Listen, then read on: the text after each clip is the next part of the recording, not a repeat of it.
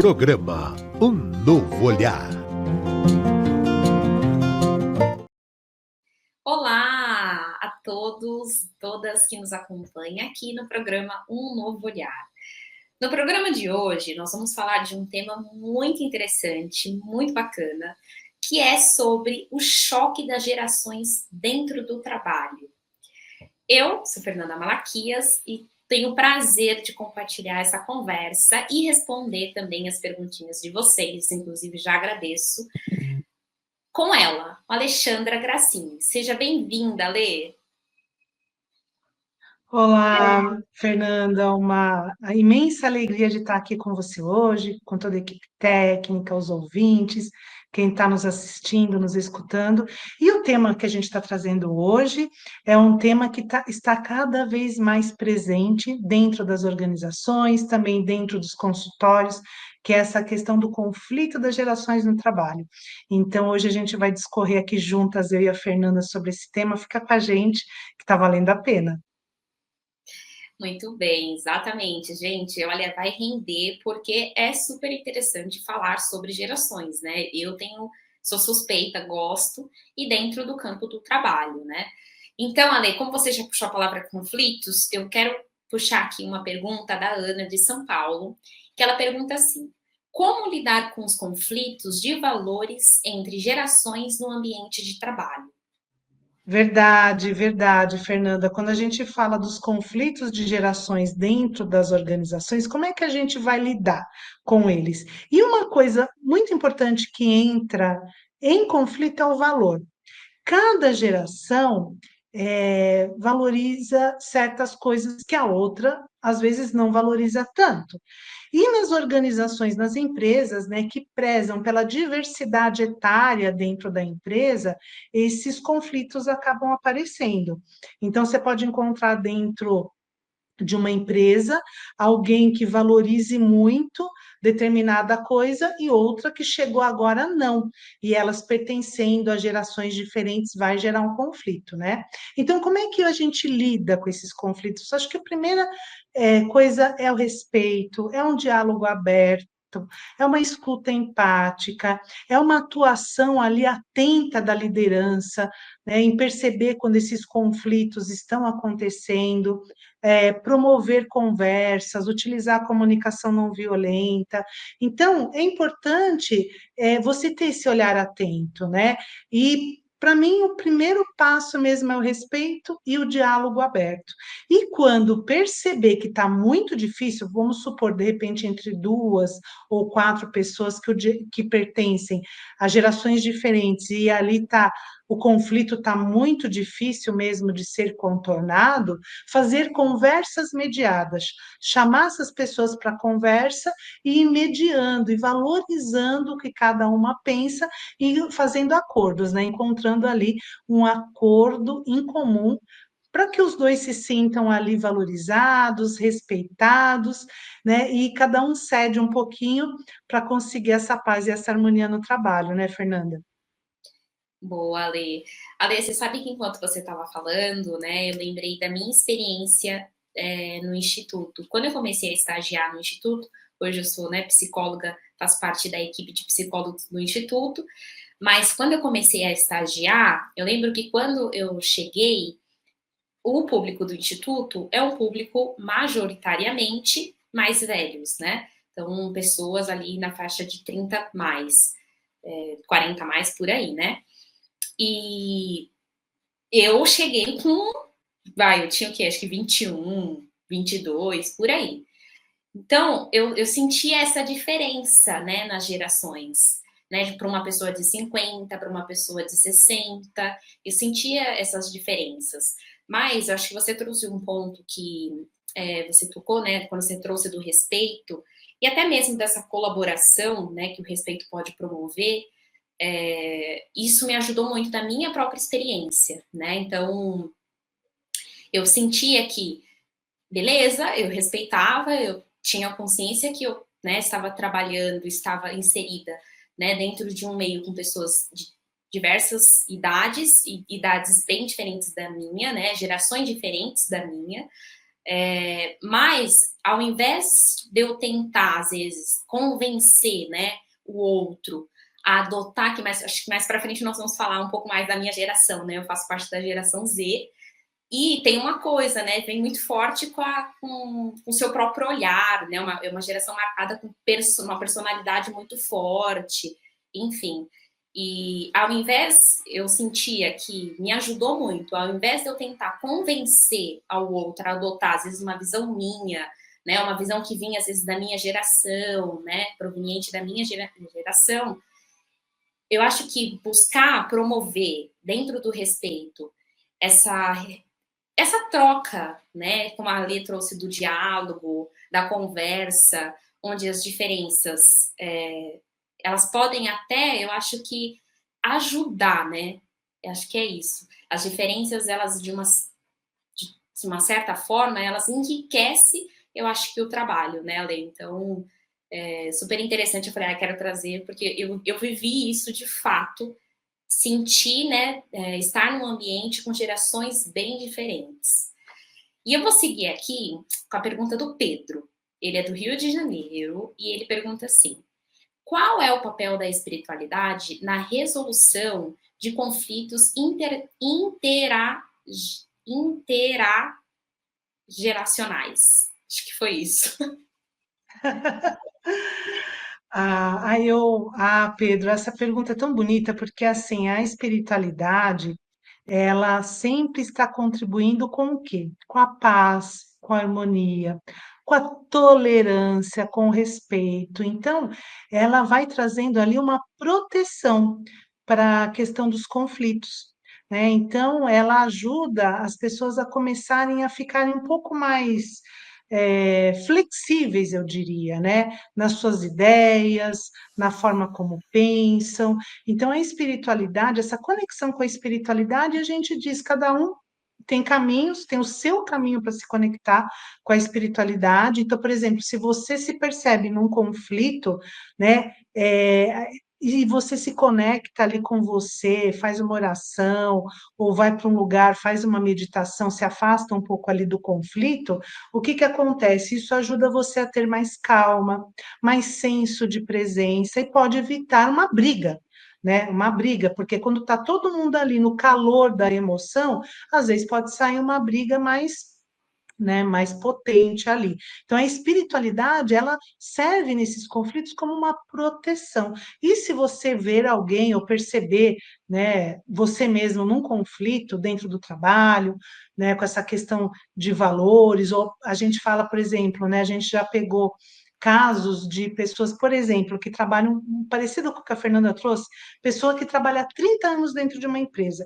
E aí chega alguém é, com 20, 25 anos ali, traz um monte de ideia diferente, traz inovações, e aí aquele que já está há 30 anos tem uma dificuldade em abrir mão, né, da forma como trabalha, e também quem está chegando tem uma dificuldade de olhar, né, para aquela experiência e valorizar.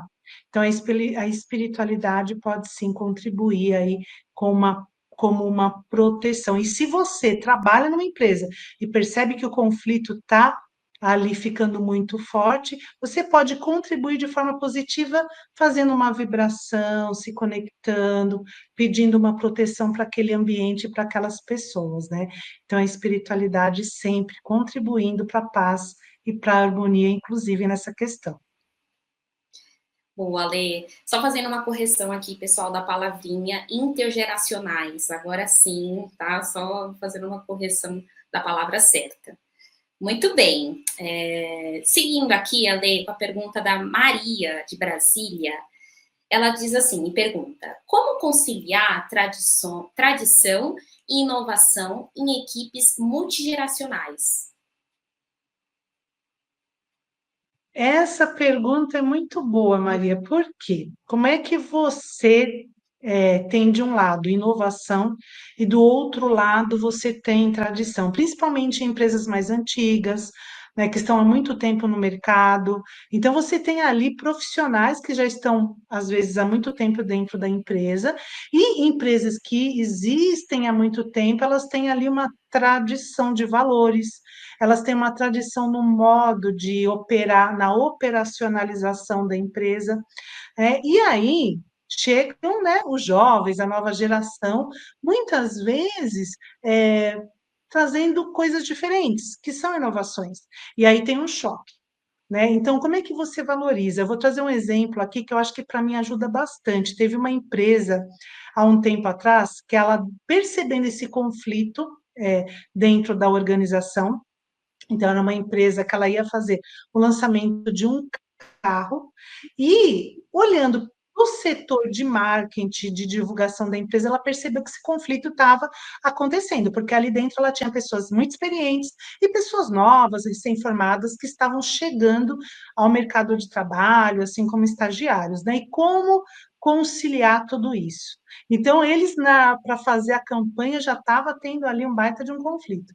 Qual foi a sugestão da empresa? Falou assim: olha, vocês vão trabalhar juntos, cooperando. Então, quem tem mais tradição, tem mais anos de empresa, vai trazer a história da empresa, e quem está chegando agora vai compartilhar com essa pessoa as inovações das redes sociais, as novas formas de divulgar uma propaganda de carro. E aí foi o primeiro. E aí disso tudo, eles conseguiram diminuir o conflito e trazer uma campanha, né? O lançamento foi o primeiro carro que o lançamento da campanha publicitária e o lançamento do carro foi feito numa rede social. Então, eles conseguiram, né? E eu vi o fundador da empresa automotiva trazendo numa entrevista essa história, e eu achei muito bonito, porque é isso, é você valorizar, porque se não tiver o passado, não tem o presente. E se não tem o presente, como é que a gente vai ter o futuro? Só que para a gente constituir esse presente é honrar o passado, honrar toda a história, a tradição, né? Porém, também honrar a inovação que está chegando hoje. E aí, sendo, de novo, né, eu acho que a palavra respeito, as duas palavras respeito e flexibilidade são super importantes. Que interessante, Ale. Como é rico, né? Isso que você trouxe sobre valorizar a experiência e ter ali, né, a consciência da sabedoria, né?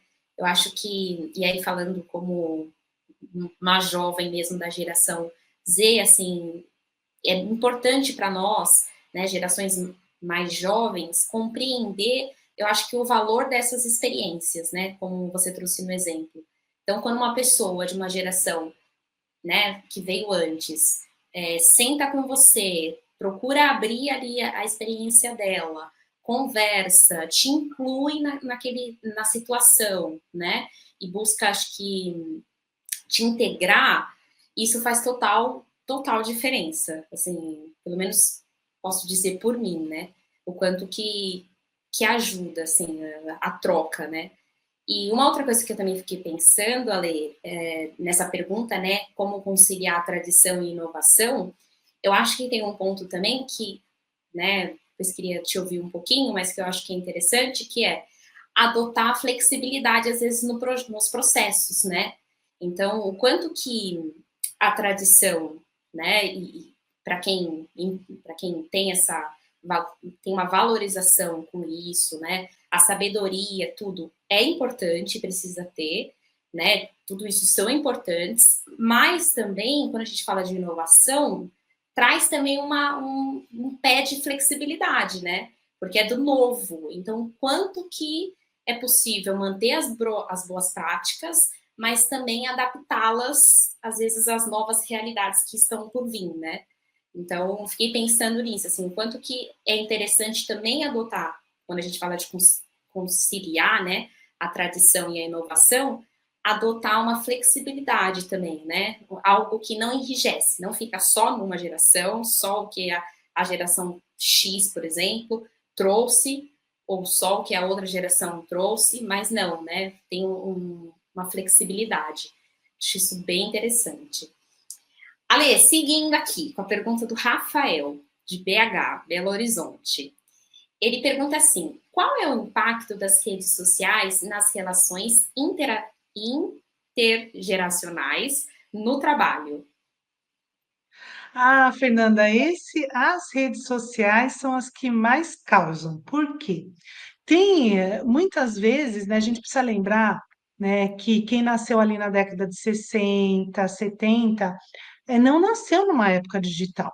E que as novas gerações, agora os millennials, por exemplo, chegando ao mercado, nasceram numa época digital. Então, a questão com as redes sociais acaba causando grandes conflitos. Eu escuto muitas pessoas, né, dessas geração X, da geração do baby boomer, falando assim, que são ali da década, né, 60, 70, falando assim, eu não coloco nada em rede social. Só que aí a pessoa vai trabalhar numa empresa que toda a publicidade da empresa, todo o engajamento é feito por uma rede social. E aí a pessoa começa a ter uma dificuldade em postar os conteúdos necessários à divulgação, né, ali da empresa.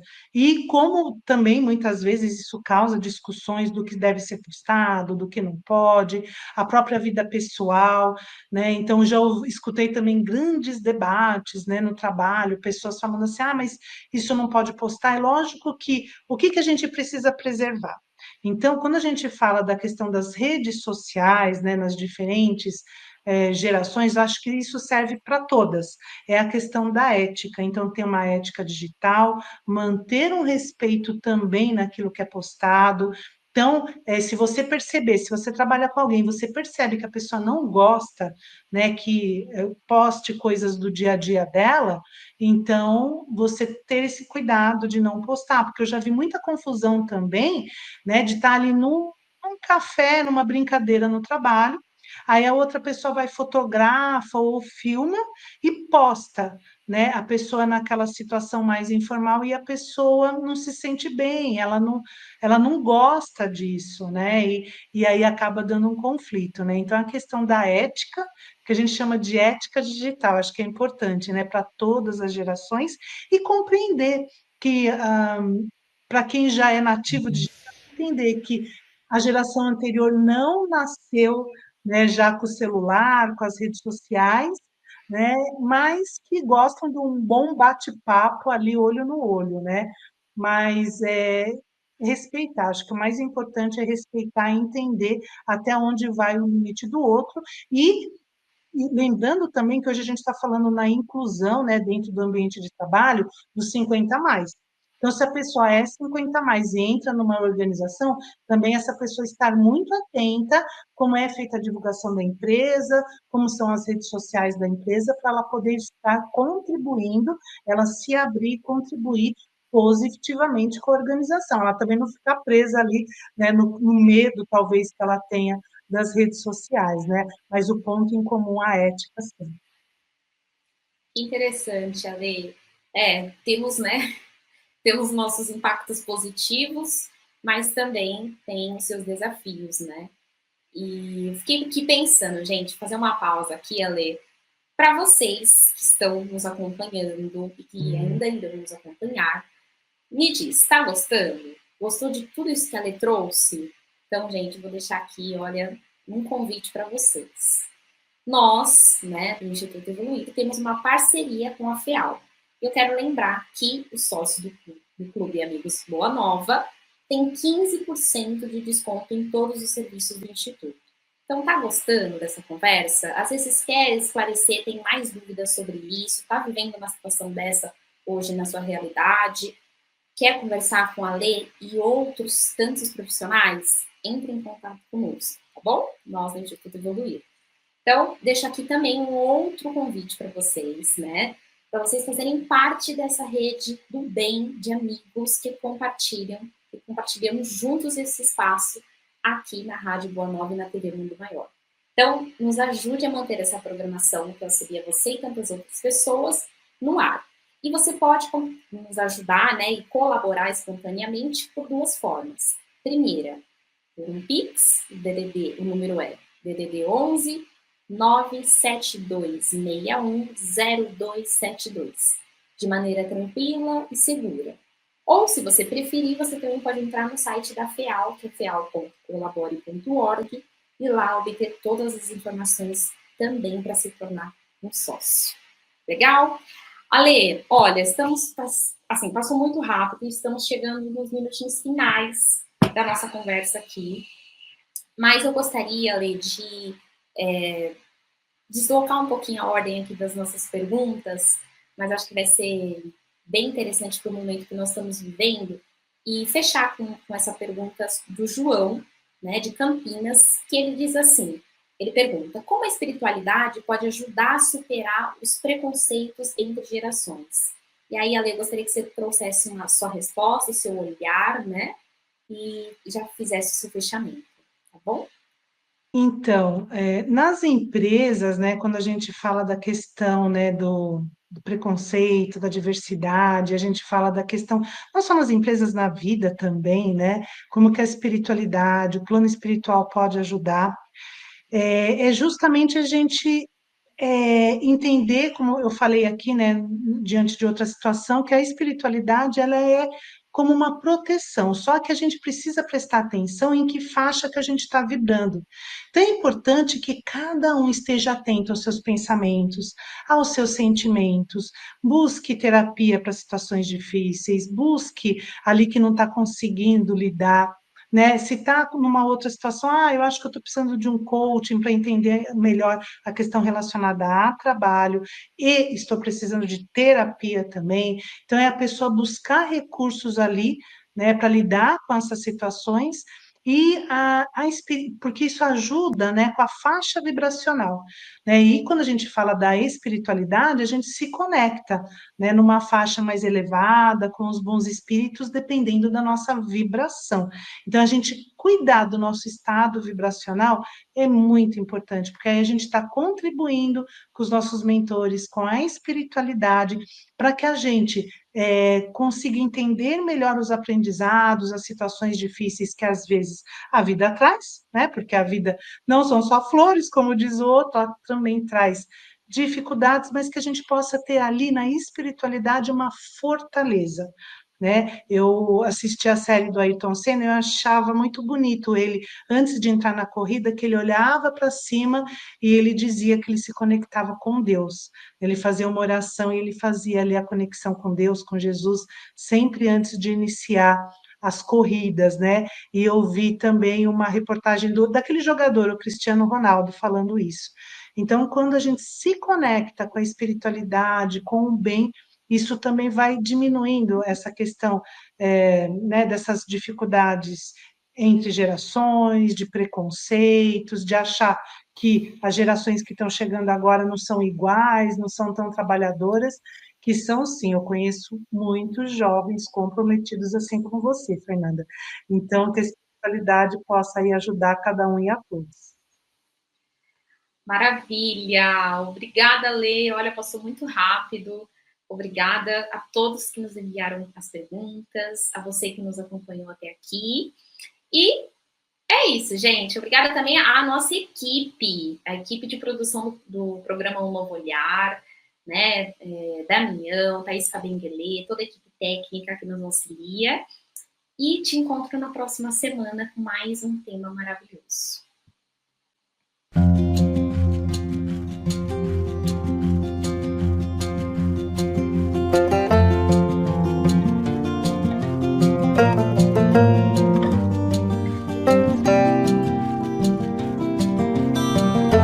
Você acompanhou Um Novo Olhar.